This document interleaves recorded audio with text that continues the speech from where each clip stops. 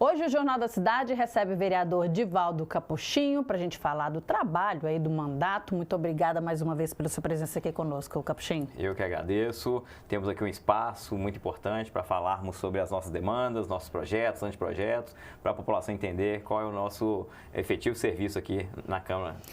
E o Capuchinho tem uma característica, ele é policial rodoviário federal, né? E está licenciado. Está licenciado não, está trabalhando, Não, já né? voltei a trabalhar. Está trabalhando. A licença que eu tinha direito eu já tirei, mas voltei a trabalhar e estou acumulando as duas funções. Olha aí, então, muitos dos projetos é voltado para essa questão do trânsito, até pela experiência. Um deles já foi aprovado aqui na casa, é a Transitolândia. Eu queria que você explicasse o que é esse projeto, que a gente sabe que tem um modelo em Belo Horizonte que funciona muito legal, né? Justamente é um anteprojeto, na verdade, depende do aval do Executivo e é no sentido de que a gente possa aproveitar um espaço para dar instrução para crianças e adolescentes de forma mais lúdica, para que eles entendam realmente como se fosse uma mini cidade, né, com aquela possibilidade de entender, né, qual o significado de uma faixa de pedestre, o que significa cada uma daquelas placas, o semáforo, quando eu posso passar, quando não posso, para realmente educar essas crianças e adolescentes no trânsito.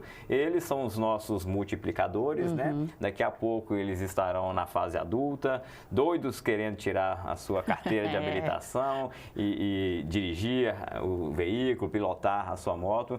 Então é muito importante desde criança e adolescente eles já entenderem o real significado da segurança no trânsito, o real significado de todos juntos salvarmos vidas. Pois é, e a gente teve aí a campanha do Maio Amarelo, né, Capuchinho, que é evidenciando essa questão do trânsito, da conscientização, né, e muito voltado para as crianças também, porque a gente sabe que crianças são multiplicadores, como você disse, e são fiscalizadores também, porque se eles aprendem ali, ai do pai ou da mãe fazer errado, né? Exatamente, eles são potenciais multiplicadores. O que eles aprendem, eles começam a observar melhor, eles mesmos puxam a orelha do pai e da mãe que ingerem a bebida alcoólica e vão dirigir, que manuseiam o celular enquanto dirige. Se furar o semáforo ali no vermelho, a criança vai ali, puxa a orelha. Então, elas aprendendo desde criança, elas vão ainda assim educar seus próprios pais que fazem condutas inadequadas na direção. O Maio Amarelo, muito importante, né? Foram 30 dias de intensificação sobre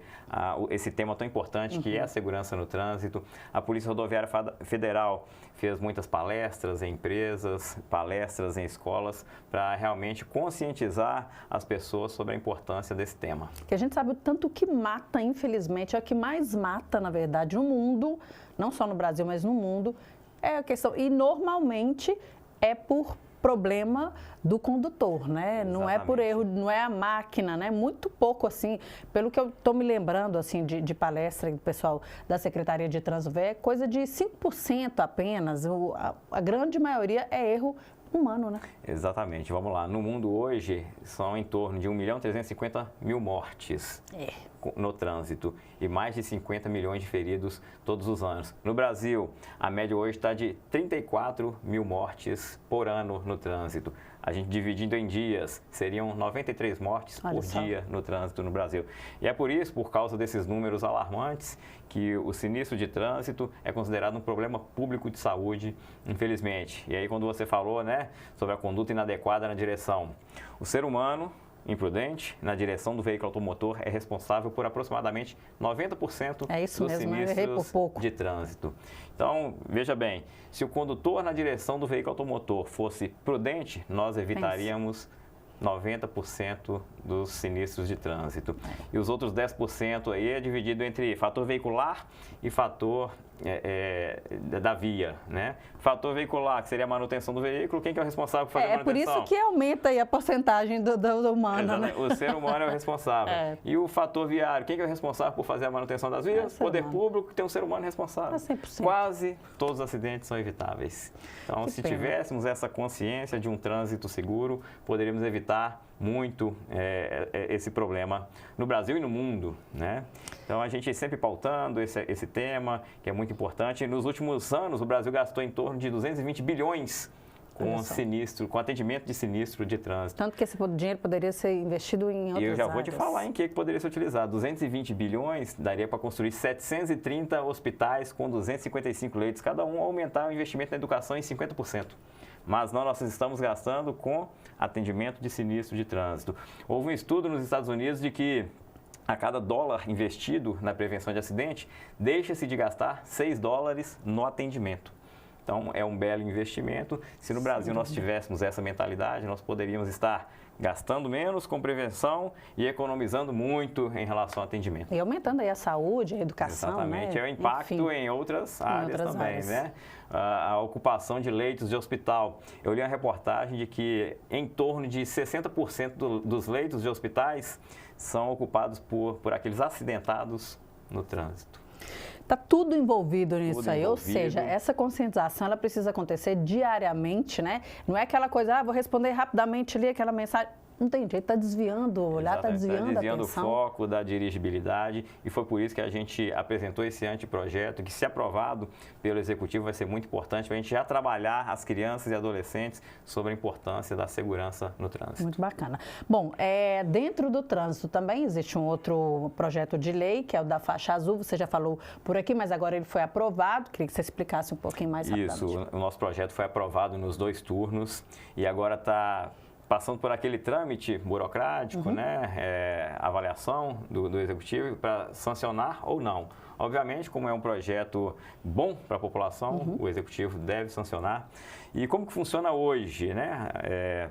Aquele usuário da via, o usuário do estacionamento, se ele esquecer de acionar o aplicativo faixa azul, depois de 15 minutos que ele estacionou, ele vai ser notificado com uma multa no valor de R$ 195.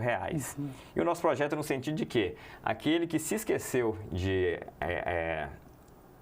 acionar o aplicativo ou de renovar. Ou teve algum problema também no aplicativo, exato, depende de internet, algum problema, né? Se ele esqueceu alguma dessa condição aí, depois de 15 minutos, ele não vai ser notificado, ele vai ter 24 horas para regularizar a questão do estacionamento. Aí vamos supor aqui, né? Eu esqueci de acionar o aplicativo, aí quando eu voltei para o meu veículo, eu lembrei.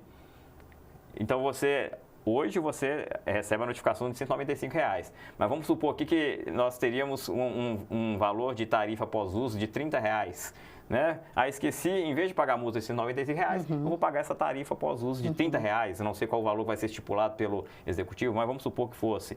Então, em vez de 195, vai pagar R$ 30 dessa tarifa e não vai ter aquela pontuação na habilitação também. É até questão de bom senso, né, Capuchinho? A gente precisa fazer leis, a gente precisa pensar leis que sejam adequadas à rotina do dia a dia, porque, como você disse, a gente precisa de internet, às vezes está corrido ali, desce, precisa levar alguém no hospital, alguma coisa, para ali, não percebe o que está acontecendo. Já aconteceu comigo, tinha reunião, estacionei, eu desci do carro para acionar o aplicativo, e aí recebi alguma mensagem, fui conversar com alguém, esqueci de acionar. Eu lembrei só quando eu voltei, lá estava a notificação da autuação para mim. Naquela época, se já tivesse esse projeto, né, eu não pagaria os R$ 195 de multa, mas sim uma tarifa pós-uso do estacionamento. E vai manter a rotatividade do estacionamento normalmente, porque nós fizemos o estudo, se por exemplo, se for R$ 30 a tarifa pós-uso, você gastaria ali em torno, vamos supor, né, 20 dias por mês.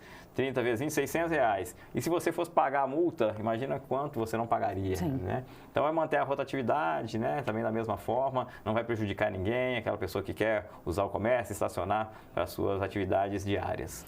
Porque pelo valor da tarifa pós-uso, ela não vai superar o valor de um estacionamento, de um mensalista de estacionamento, né? Então, não é interesse dele pagar todos os dias a tarifa pós-uso, porque senão vai dar um valor exorbitante, vai superar o valor do mensalista. Tem que pensar nessa questão para poder não inverter Exatamente. O estacionamento continuará sendo rotativo. Vai estar cumprindo a sua finalidade realmente. Finalidade essa que é prevista no Código de Trânsito Brasileiro, né? Que é a responsabilidade do município regulamentar o estacionamento rotativo no município. Certo.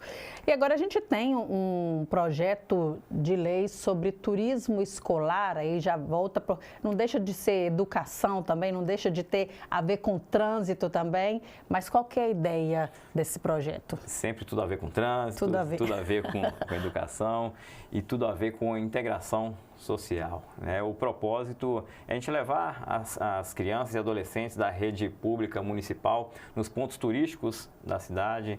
Nós temos 7 lagoas principais, mas são mais de 20 lagoas em 7 lagoas. Nós temos os museus, temos a Serra Santa Helena, Gruta. Então, esse é o propósito, de a gente incentivar com que essas crianças sejam seja mostrado para elas, né, um novo mundo, vamos dizer Sim. assim, né? Muitas vezes é uma situação distante daquelas crianças e adolescentes, a gente apresentar e propor isso para elas é interessante, que ali naquele momento, ela visitando um local que normalmente seria impossível para ela estar, a gente abre a mente dela, né, abre esse leque, cultura, essa né? oportunidade, Sim. cultura, integração social, educação, para que a gente possa inserir cada vez mais, encurtar essa diferença social que existe na sociedade. E isso vai ser periódico? Como que você pensou para introduzir isso? O propósito é a gente divulgar amplamente essa possibilidade, né, e trazer as diretoras das escolas e falar sobre essa possibilidade e a gente oferecer e as diretoras oferecerem também essa possibilidade de os alunos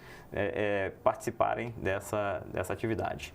Bacana, a gente precisa proporcionar isso, mas que cultura abre mente, né, e faz com que essa interação social é muito importante, sai do ambiente escolar e não deixa de ser aprendizado, né? Claro, isso é mais legal. E aprende muito mais quando você está fora daquele ambiente fechado, justamente, né? É muito importante, né, as crianças, né, a população vulnerável que estão na periferia, jamais pensariam em subir uma serra, né, conhecer a Gruta Rei do Mato, né, que está mais longe. A Gruta Rei do Mato, até mesmo as lagoas centrais, muitas vezes elas vivem naquela limitação, né, da periferia e não tem essa oportunidade. E é para isso, né, para essa integração, para esse trazer da criançada, dos adolescentes aqui para o nosso convívio, que tem que ser uma realidade para todos nós. Tá certo. A gente está finalizando, mas não vamos deixar de falar que o vereador Capuchinho é o presidente da Comissão de Fiscalização Financeira, Orçamentária e de Tomada de Contas da Câmara, uma das principais comissões porque analisa a questão orçamentária dos projetos que vão a plenário, né? E hoje tem reunião.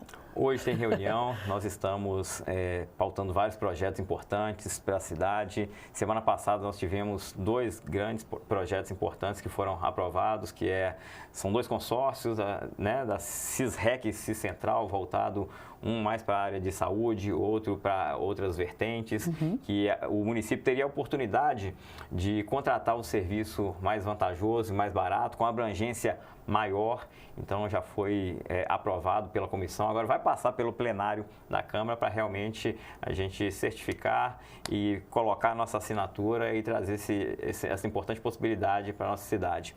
E a nossa comissão é muito importante, muito transparente, sempre pautada pela legalidade, para que a gente realmente analise todos esses projetos de questão financeira, orçamentária, de tomada de contas do município, para que a gente possa passar tudo de forma legal para o Congresso, para a Câmara, o plenário avaliar, aprovar, se assim for o entendimento de todos. E virar lei, né? Virar lei para a cidade, para tornar a vida mais tranquila, ter mais qualidade de vida para a população. Exatamente. A Câmara serve para isso. E para a gente usar o dinheiro da população de forma correta e como tem que ser. Consciente. Né? É isso aí. Capuchinho, quero agradecer muito sua presença aqui, né? Sempre deixando as portas abertas para quando você quiser voltar, a gente falar mais desses projetos, quando eles começarem a ser colocados em práticas, para a gente mostrar também o que é aprovado aqui, como que na prática a lei acontece. Eu que agradeço, Raquel, estamos à disposição, nosso mandato está à disposição das mídias sociais, está à disposição do povo e nós nos convidaremos e estamos aguardando os convites também, tá bom? Certo, obrigado. Muito obrigada. A gente vai para um rápido intervalo, voltamos falando então sobre esporte daqui a pouquinho.